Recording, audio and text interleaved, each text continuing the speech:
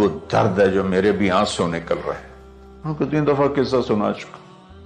اے اللہ تیرے ہی کہنے پر تو جو میرا رب ہے، یا اللہ نہیں کہا، اللہم نہیں کہا، ربنا.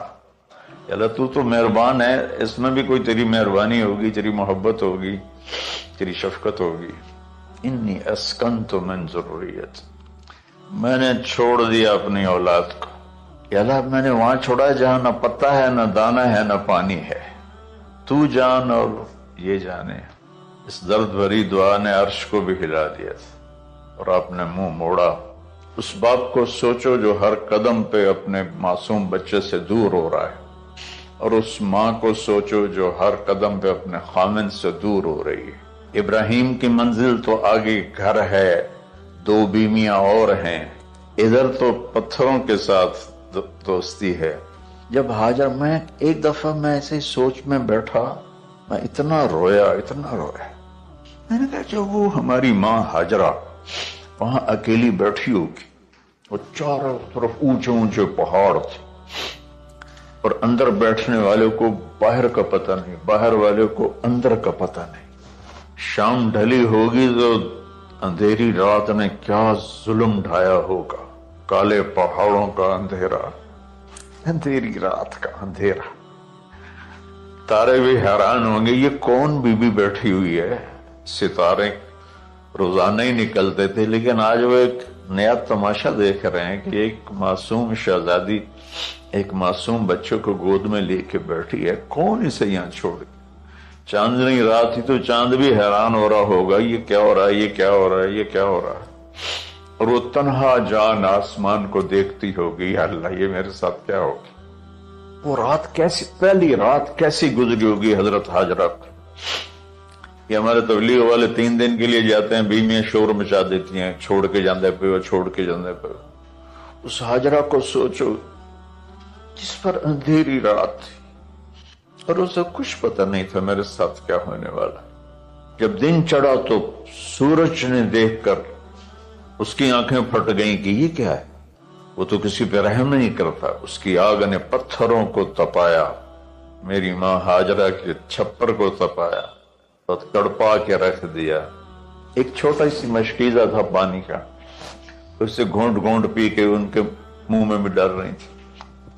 اس مشکیزے پر 3 دن گزرے، پانی ختم ہو گیا. ہم 92 کے حج میں پھنس گئے. مزدلفہ سے پہلے تو ہماری بس میں پانی کوئی نہیں.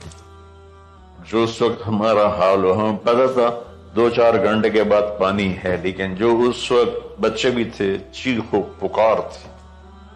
ہاجرہ کی چیخیں کون سن رہا تھا؟ اور ادھر اسماعیل کی دھاڑ دھاڑ شروع ہو گئی، پیاس کی وجہ سے، بھوک کی وجہ سے. بے بس ماں دیکھ رہی ہے. میں کیا کروں؟ میں قطر میں تھا جماعت میں، تو مجھے یہاں کندھے میں درد ہوا، میں ہاسپٹل گیا تو ایمرجنسی سے انہوں لے کر گئے. ایک بچہ تڑپ رہا تھا اس میں، جو ہاسپٹل کا بیڈ ہوتا ہے چھوٹا سا. اس کی ماں ٹیک لگا کر نا بستر اس کو یوں دیکھ رہی تھی. مجھے نہیں پتا وہ کون ہے، مجھے نہیں پتا اس بچے کو کیا ہے، لیکن آپ یقین مانیں یہ جو میرے آنسو ہیں اس عورت کی وجہ سے، کہ جس خاموش ساز خاموش فریاد سے معمور ہیں ہم. نالا اگر لب پہ آتا ہے تو مجبور ہیں ہم. جس طرح وہ ماں ساز خاموش تھی اور اس کے چہرے پر درد پکار رہا تھا. میں صرف ایسے گزرتے گزرتے اس کو دیکھا اور میں آج رو رہا ہوں 15 سال کا قصہ یاد کر کے. تو ہاجرہ کے چہرے کو کون پڑھنے والا تھا؟ کون سی ایمرجنسی وارڈ میں بیٹھی تھی؟ تو یہ بے قراری میں صفا مروہ کی دوڑ لگائی. انہیں پتا تھا کچھ نہیں ہے، انہیں معلوم تھا کچھ نہیں ہے، لیکن وہ اس کو تڑپتے دیکھ نہیں پا رہی. وہ بھاگی، صفا پہ چڑھی، ادھر دیکھ ادھر دیکھ، ابھا دیکھا لمحہ دیکھا، ڈٹھی دل کو دیواں ٹیکا، سجن مل سم کے مر پوسا. یہ ہماری سرائکی کے شاعری ہے. مشرق دیکھتی ہوں، مغرب دیکھتی ہوں، دائیں بائیں دیکھتی ہوں، کوئی ہے میری فریاد سننے والا؟ یہ حالت تھی اس وقت ام اسماعیل کی. نیچے اتری جہاں وہ ٹیوب لائٹس آتی ہیں وہاں وہ نیچے ہو گئے اور بچہ غائب ہو گیا. تو دوڑ لگا تھا. مصر کی شہزادی مکے کے نوکدار پتھروں کے اوپر دوڑ رہی تھی. جب بچہ نظر آیا پھر آہستہ ہو گئی، پھر مروہ پہ چڑھی، پھر صفا پہ چڑھی، پھر مروہ پہ چڑھی، پھر صفا. مجھے لگتا ہے صفا مروہ بھی رو رہے ہوں گے اس اور مکے کے پہاڑ بھی رو رہے ہوں گے. سورج بھی اس وقت رو رہا ہوگا. آخر وہ مروہ پہ تھک کے گر گئی. یہ نہیں کہ انہیں 7 چکر لگانے تھے، 7ویں چکر کے بعد ان کی ہمت جواب دے گئی. وہ گر گئی اور ان کا جینا چاہا کہ میں بچے کو اپنے سامنے مرتا دیکھوں، اس لیے وہیں گر گئی کہ میں اتنے مر جاؤں وہ اتنے مر جاؤں. پھر ایسے حسرت بھری نظروں سے یوں دیکھا مر گیا کہ نہیں. تو وہاں ایک آدمی کھڑا تھا. پھر مردہ جسم میں پھر جان آ گئی. پھر انہوں نے اپنے آپ کو اٹھایا اور دوڑ لگائی. پہنچی تو آدمی غائب تھا اور ایڑیوں سے پانی نکل رہا تھا. اتنے چکر کیوں لگوائے، پہلے ہی نکال دیتے. عاشق ہوں میں عشق کماں میں دل رکھیں وانگ پہاڑاں ہو. سہ صدیاں ہزار الا میں کر جانے باغ بہاراں ہو. منصور جے چک سولی دیتے جڑے واقف کل اسراراں ہو. سجدیاں سر چائی نہ باہو توڑے کافر کہیں ہزاراں ہو. عاشق سوئی حقیقی جڑا قتل معشوق دے مننے. سر نو جوڑے تے مکھ نہ موڑے بھامے 100 تلواراں کھنے. سچا عشق حسین علی دباہو سر دتے تے راز نہ بن.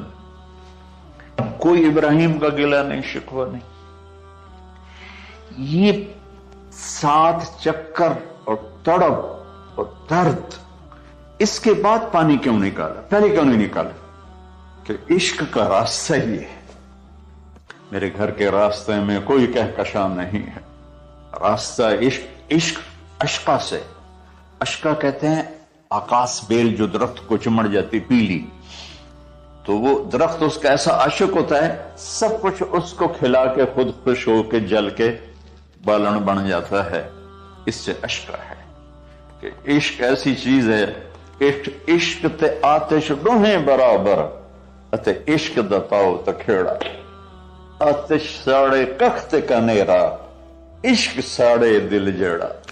جو غلام فرید صاحب کی شاعری سنا رہا ہوں کہ عشق میں بھی آ گیا اور لکڑی میں بھی آگ.